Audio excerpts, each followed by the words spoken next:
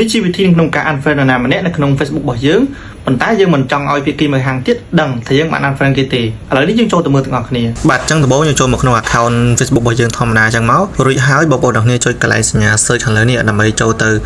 search រក account Facebook ណាដែលយើងចង់ unfriend គាត់ណាបាទឥឡូវនេះខ្ញុំរកឈ្មោះ account ដែលខ្ញុំចង់ unfriend សិនបាទឥឡូវនេះខ្ញុំនឹង unfriend account Facebook មួយនេះប៉ុន្តែយើងមិនចុច unfriend ឆាវទេយើងចុច unfriend នៅកន្លែងមួយទៀតដើម្បីកុំឲ្យភាគីម្ខាងទៀតគាត់ដឹងណាបាទឥឡូវនេះយើងចុចកន្លែងពាក្យ friend ហ្នឹងមកកន្លែងរូបក្បាលមនុស្សហ្នឹងខាងក្រោមដូចសញ្ញាខ្ញុំបង្ហាញហ្នឹងយើងចុចកន្លែងហ្នឹង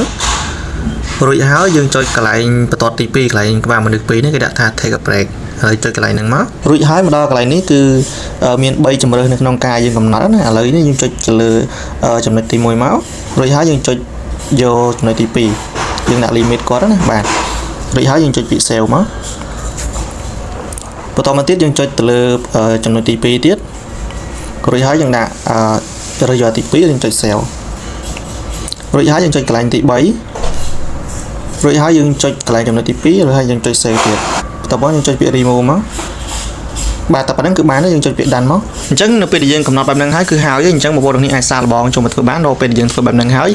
រកពេលដែលយើងផុសនៅក្នុង Facebook របស់យើងគឺ friend ដែលយើងបានកំណត់បែបហ្នឹងគឺគាត់មើលអត់ឃើញទេបាទអរគុណហើយជួបគ្នានៅក្នុងវីដេអូក្រោយៗ